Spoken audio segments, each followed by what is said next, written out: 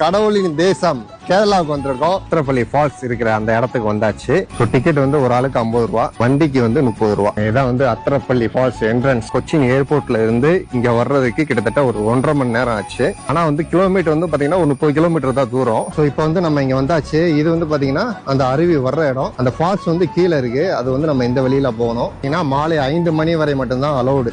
வாங்க உள்ள போவோம். இது கீழே இறங்கி நீங்க போறதுக்கு ஒரு 10 நிமிஷம் ஆகும். ஸோ கண்டிப்பா வயசானவங்க வந்து ரொம்ப கஷ்டம். ஏன்னா நடந்து போற பாதையுமே எடுத்துக்கிட்டீங்க அப்படின்னா இந்த மாதிரி தான் கல்லு போட்டு வச்சிருக்காங்க. இதான் வந்து அத்திரப்பள்ளி ஃபால்ஸ். தண்ணி அதிகமா வரதுனால குளிக்க அனுமதி இல்லை. இல்லைன்னா நம்ம ஜாலியா போய் குளிச்சிடலாம். ஸோ இதுதான் வந்து பாகுபலி படத்துல வர்ற அந்த அருவி. இதுலதான் வந்து கைத்த போட்டு மேல ஏழுவாரு நம்ம பாகுபலி. நான் பாருங்க, அதான் பாகுபலி படத்துல வர்ற சீனு.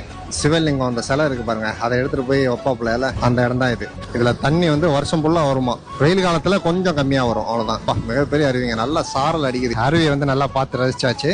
அடுத்து வாங்க மேல போவோம்.